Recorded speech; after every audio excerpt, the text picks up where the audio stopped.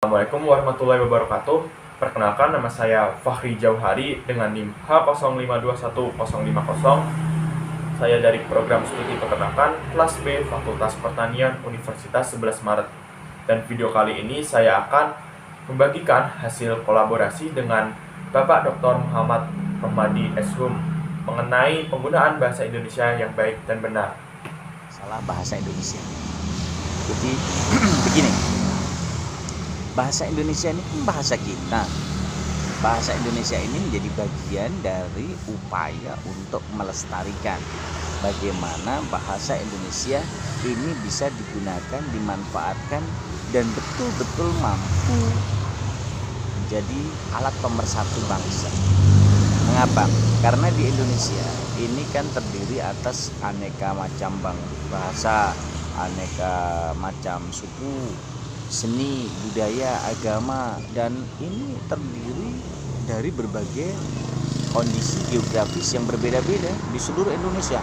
34 provinsi yang ada di Indonesia itu menjadi bagian yang tidak bisa dilepaskan dari kondisi geografis yang berbeda-beda. Oleh karena itu, adanya bahasa Indonesia di negara Indonesia ini wujud jati diri. Jadi kalau jati diri itu harus dipertahankan, jati diri itu harus dirawat, jati diri itu harus dijaga. Maka meruah bahasa Indonesia di Indonesia ini menjadi salah satu tugas dan kewajiban kita, bagaimana kita bisa memanfaatkan dan menggunakan bahasa Indonesia dengan baik dan benar. Menggunakan bahasa Indonesia dengan baik berarti komunikatif, bisa menjadi salah satu alat komunikasi, baik itu dengan yang sepadan, dengan yang lebih tua maupun dengan yang lebih muda. Ini merupakan bagian bagaimana kita menggunakan bahasa Indonesia yang baik. Lalu bagaimana dengan bahasa Indonesia yang benar? Bahasa Indonesia yang benar berarti bagaimana kita bisa menggunakan bahasa Indonesia sesuai dengan kaidah PUB, pedoman umum ejaan bahasa Indonesia yang sudah ditetapkan oleh pemerintah.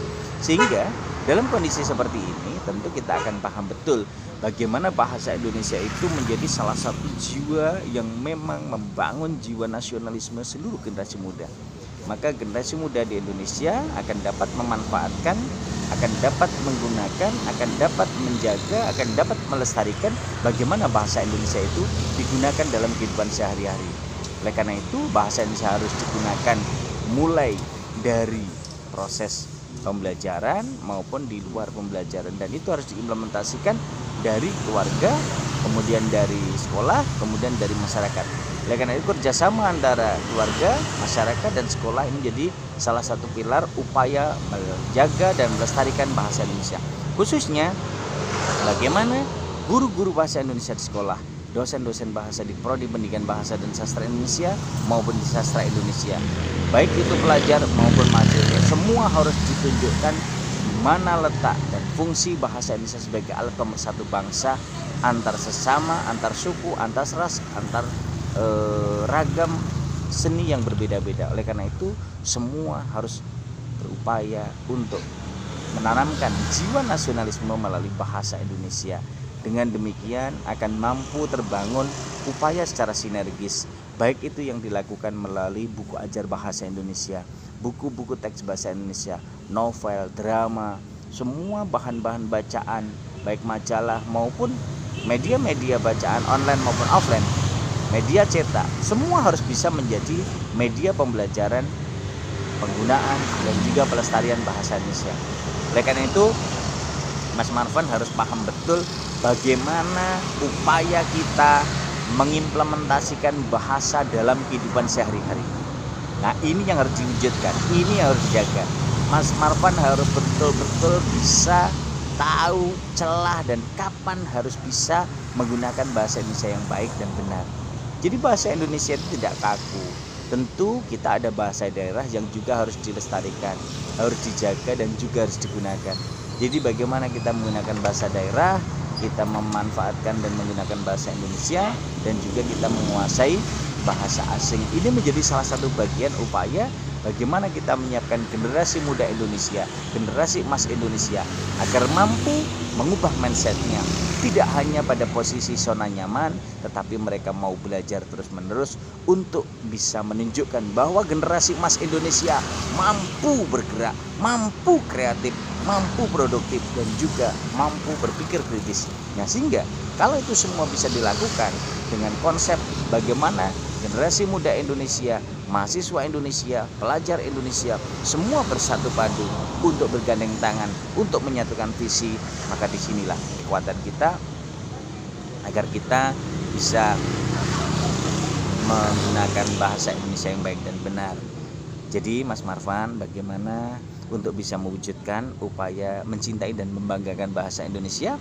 Itu harus dimulai dengan bagaimana. Apa sih kriteria penggunaan bahasa Indonesia yang baik dan yang benar? Dan lebih utama manakah penggunaan bahasa Indonesia yang baik atau penggunaan bahasa Indonesia yang benar? Namun sebelum itu, kita perlu memahami dan mengetahui tentang kriteria masing-masing, yakni kriteria penggunaan bahasa Indonesia yang baik maupun penggunaan bahasa Indonesia yang benar. Perbedaan antara bahasa Indonesia yaitu baik dan benar terletak pada alat ukurnya, dan bahasa Indonesia yang baik diukur oleh derajat komunikatifnya. Oleh karena itu, bahasa Indonesia yang baik sangat ditentukan oleh konteks sosial dan budaya tempat bahasa itu digunakan. Pada prinsipnya, bahasa Indonesia dikatakan baik jika bahasa tersebut dapat berfungsi secara efektif untuk menyampaikan isi pesan dari suatu penutur ke mitra tuturnya. Nah, agar pesan tersebut sampai, seorang penutur perlu menyesuaikan diri dengan konteks sosial dan konteks budaya, kemudian tempatnya berbicara atau menulis. Seperti misalnya saat kita bicara dengan teman sebaya, akan lebih terasa nyaman apabila kita menggunakan bahasa akrab. Sebaliknya, kalau kita bicara dengan orang yang lebih tua atau orang yang lebih dewasa dari kita, maka bahasa yang baik akan digunakan, karena bahasa yang baik akan mencerminkan rasa santun dan rasa hormat.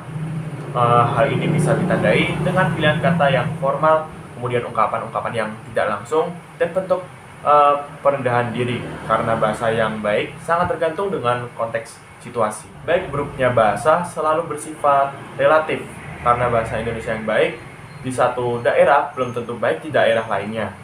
Kemudian bahasa Indonesia yang baik di suatu kelompok sosial juga belum tentu baik di kelompok sosial lainnya. Kriteria bahasa Indonesia yang baik ini berbeda dengan kriteria bahasa Indonesia yang benar. Karena bahasa Indonesia yang benar adalah bahasa Indonesia yang digunakan sesuai dengan kaidah kebahasaan formal. Maka ukuran kebenarannya adalah aturan tertulis yang mengatur penggunaan bahasa Indonesia tersebut. Misalnya seperti pada pedoman umum ejaan bahasa Indonesia ataupun tata bahasa baku bahasa Indonesia. Benar dan salahnya suatu bentuk bahasa diukur menggunakan aturan yang jelas dan tegas. Karena alat ukurnya adalah aturan yang tegas, maka bahasa yang benar bersifat mutlak, universal di seluruh wilayah yang menggunakan keberadaan hukum tersebut. Nah, kriteria bahasa yang benar di Jawa akan sama dengan kriteria bahasa yang digunakan di Sumatera, Kalimantan, Sulawesi, Papua, dan daerah lainnya di Indonesia. Jadinya, bahasa yang benar di sekolah juga sama dengan kriteria bahasa yang digunakan di kampus, kemudian juga digunakan di kampung dan tempat-tempat lain. Nah, sampai di sini kita sudah dapat membedakan penggunaan bahasa Indonesia yang baik dan penggunaan bahasa Indonesia yang benar. Sampai di sini kita sudah dapat membedakan mana penggunaan bahasa Indonesia yang baik dan mana penggunaan bahasa Indonesia yang benar. Namun manakala yang lebih utama? Ada seorang ahli yang berpendapat bahwa bahasa yang baik lebih utama karena fungsi utama dari bahasa tersebut adalah untuk berkomunikasi. Karena itu, baik dulu baru benar. Tapi sampai pendapat dalam konteks-konteks tertentu, kebenaran harus dikedepankan. Seperti misalnya dalam penulisan produk hukum, kemudian juga dalam penulisan produk hukum, kriteria benar harus dikedepankan. Karena kebenaran bahasa punya pengaruh besar terhadap hak dan kewajiban individu atau masyarakat dalam konteks tertentu.